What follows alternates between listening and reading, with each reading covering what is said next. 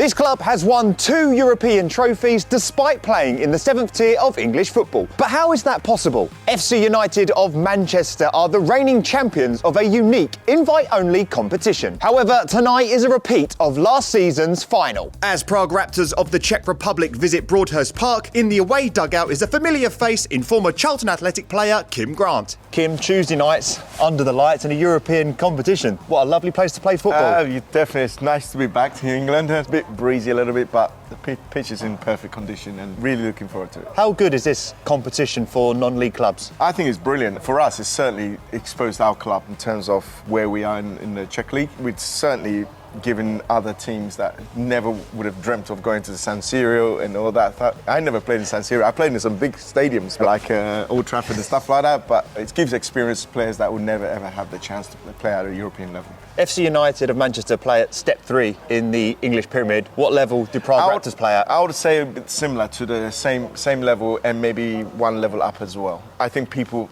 differentiate that. I think it's an easy, but it's a very, very physical league. Czech league is very strong, including the Premier League, right down to very, very physical, powerful players. You see, when we competed, we beat Enfield last year. They had a successful season, but the problem is when you get to the final, you have a very short time span of recovery. So I think that's what kind of affects us really, really badly. So hopefully, let's see how it goes today as well. And you've got a variety of nationalities in your side as well, haven't you? Yeah, that's good. We got about, in the whole club, I think we've got about 60, 70 nationalities, and from where we started 6 years ago, we got a full academy, both girls and boys, from under 7s right to under 19s, over 300 kids and players, and we got men's A and B teams as well. We got a women's A and B team as well. So in that 4 years I've been there, I've tried to transition that club so quickly, and it's just grown so fast. How cool is it to play in a European competition, travelling on a Tuesday night to play in Manchester? Exactly, I call it Champions League for me. The Champions League of non-league. Champions League, exactly. So it's really, really good. Always like we have these trips through the season, and it's like out of our proper league. So it's really cool to have these experiences. So we have here this amazing pitch. Also remember, for example, Helsinki, we have another amazing pitch. So it's always really nice to have these experiences. What's it like playing in the Prague League? Is it physical? Is it demanding?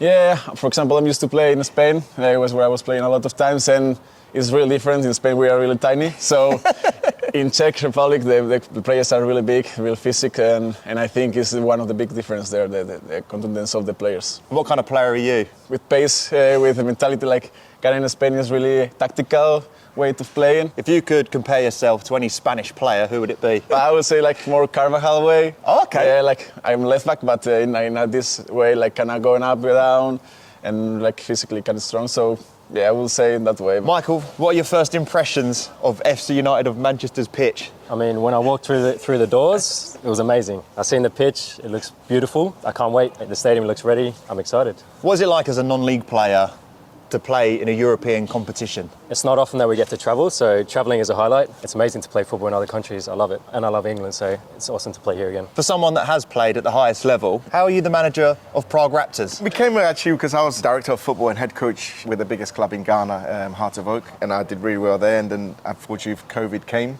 and football stopped for 2 years. I moved to Prague in 2008. I was in and out, I was working in Asia, Africa. And then Daz called me and asked me to, come and have a look at the club, what we can do it together and help restructure it and put it more on a professional platform, even though we're still amateur, but we've moved on from there. It's been challenging, the transformation, but since then we've had 3-4 promotions in 4 seasons, and we got to 3 finals of the Fenix Trophy, with limited, very, very limited budget. So kudos to everyone behind the scenes, and I've helped put that foundation in place to be ready for the semi-pro, pro level. So that's what we're ambition. This year we want to go up. In the opposite dugout is Mark Beasley, who is managing his first non-league European game for the club. So what are his thoughts about the competition? Yeah, it's something to look forward to, isn't it? It's unique for the club and something that no one else can do, and it's good for us to give something back for the supporters as well. The part of what informed this club was going away in European games and former glories, if you like. So it's good that they can still do it, and it's something that I look forward to, and we've just got to embrace it and and look forward to the games. Is the build-up a bit different? How much do you know about Prague Raptors? Can you do your research?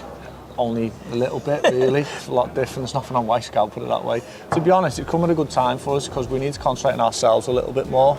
We need to work on stuff that we're struggling a little bit on. So, any game, and a game where sometimes you can't concentrate on the opposition is good for you. And tonight you've got some new players making their debut as well. Great opportunity to showcase what they can do. Brilliant, good. It was important. We tried to get, it was short numbers, with short bodies. We got injuries, and we needed to freshen up a little bit. And we've managed to get a few over the line this week. We've been struggling for a week or 10 days getting bodies in, but we don't want to sign anyone. We want to sign ones that will come in and make an impact. And hopefully the 3 boys that I've signed the last couple of days will do that. This is your 5th game in charge of the club. How have you find settling into being the manager of FC United of Manchester? I've really enjoyed being part of the club. I think it's a great club, and that's what attracted me to it. I was managing the league above, and that's a great league, but this club is a big club, and it's something that we want to try and help. We want to try and get our teeth into and try and help them get success of what they deserve. There's some good people here, some good people behind the scenes that want to do well, and we've just got to make a few changes and help the players on the pitch a little bit, and that takes a bit of time. And since I've been here, I've had nothing but support off everybody, because I think they understand that. How good are these experiences going away to these different countries? It's probably an opportunity that not many non-league footballers get the opportunity to do. So you've got to take it for what it is and just go and enjoy it. They are different.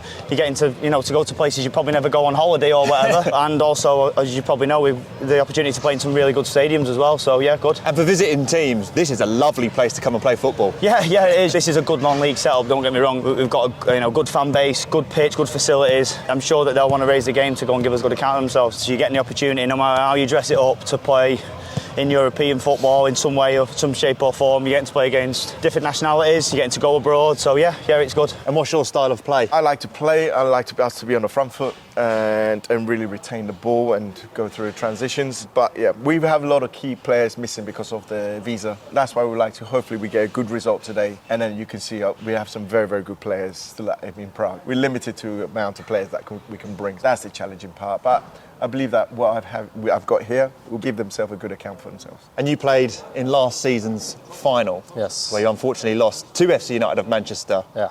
4-0? Yeah, 4-0. You over it yet? I don't think the scoreline reflected the game, to be fair. We played 4 games in 8 days, so we didn't have the energy levels. But it was a good match. The match is still quality. Deserved to win, but I believe we still could have put up a better fight. Expecting another tough game tonight? Definitely, mate. Definitely. I think the final, probably, if we're being honest, we've probably scored a couple of late goals. It's probably closer than the scoreline suggests. So it'll be a tough game. Obviously, the first of 2 legs. So looking forward to it. What would it mean to win tonight and go through to the next round and hopefully go one further and actually win the Fenix Trophy? Really good, to be honest, really good, because also we have the previous games against Manchester, so it's also kind of revenge from our side. We also want to win, obviously, this tournament after 2 finals. If the Raptors are going to reach the final, they're going to have to beat the reigning champions, who over the summer bolstered their attacking options by adding a prolific striker. And you played a big part in getting Adam Lafondra into the club. Yeah. Adam's one of my best mates, been best mates since we were kids, so I was been on to him for a couple of years now. When I knew he was coming towards the end of that full-time football, and I knew this could be a good opportunity, our families are close, so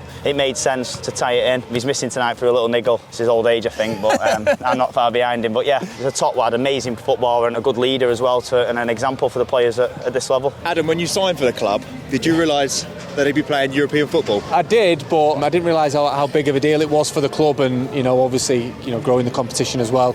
It's a massive deal. I watched my mate Charlie, who's obviously been away on a few things when he's won it twice, and the great journeys and adventures you can have. So it's something that to try and get hold of. Yeah.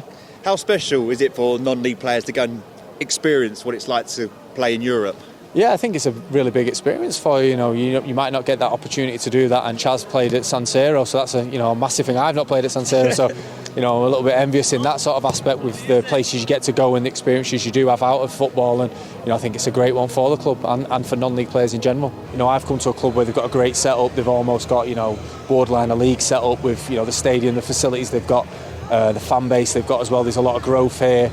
And obviously they've got a lot of big things that can come from this club, when they're on the right trajectory for that. You've got a very experienced footballing CV, mate. You've played at the highest level. Apart from Charlie, why did you choose non-league? I think it just suits me better, for my personal life and where I'm going next in my adventure into football and my working life after this. Hopefully something will come into fruition in the next couple of weeks where I'll have the next part of my career will be starting, and I can move forward with that as well. It gives me the opportunity to have time during the day to do that, and that was one of the key things for me. I had opportunities to stay full-time, but I just felt like this was a great opportunity that I couldn't really turn down. What was your first experience of non-league? I bet teams want to clatter you, didn't they? Yeah, there's been a few like that where, I've had a few elbows in the head and stuff, that sort of thing. But that's normal. Like, I've had it when I was playing in League Two. I was getting booted all over the place anyway, so I've been clever enough to avoid it for that long. Hopefully I'm clever enough to still avoid it now. Have you had to adapt your style of play when you come down to step 3? I've probably just done that as I've got older as a player anyway. I've evolved as a player from when I was obviously 18, 19. There's things I can't do that I could do when I was that young, and obviously I can't probably do them as frequently now. Obviously I'm probably a little bit more mindful of tackles and collisions than I once was, but obviously I'm still quite robust in my old age, I'd say, so I don't do too bad. Don't say that, I'm the same age as you. Oh, bloody hell, all right then, I won't say that. How good is it to have someone like Adam Lafondra in the club? Brilliant, yeah. Since the day I walked in the door, he's been really good for me. He's a bit of a leader. He's an experienced player, and he expects stuff to be done a certain way. And I think he's enjoyed the way we've tried to do things. And he's scored a couple of great goals for us since he's been. He's got a little knock, and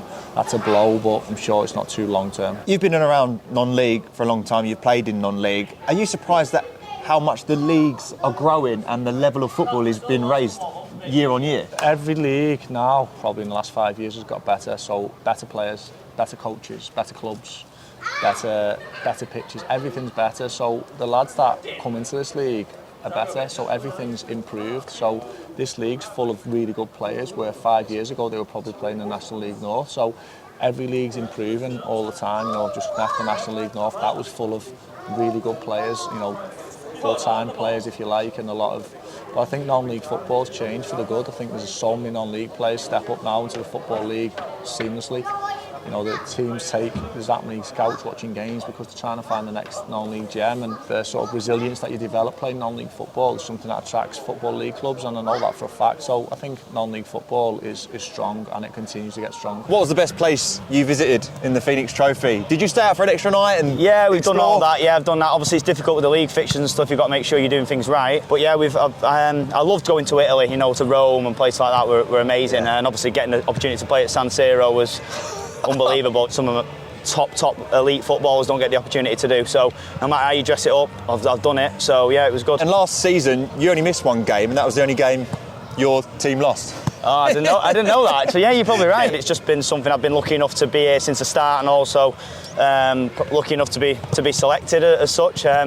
And then stayed injury-free as well, which has helped. I missed that one game last year with a little bit of a niggle, but yeah, I've been to all the games so far, and hopefully I can keep that 100% record up in winning games as well. You played for Sydney and Mumbai. What was that experience like as a Brit going abroad? Amazing. I'd recommend it to everyone. Whoever I speak to, footballing wise, incredible, but lifestyle wise, and just adventure for me and my young family. Well, not so young now, obviously, but young when they started that journey. It was incredible, and the places I've been to and the places I've played at off the back of playing for Sydney. I was in the Asian Champs League as well, which I never thought I'd play in. Playing in Japan, Korea, Vietnam, etc.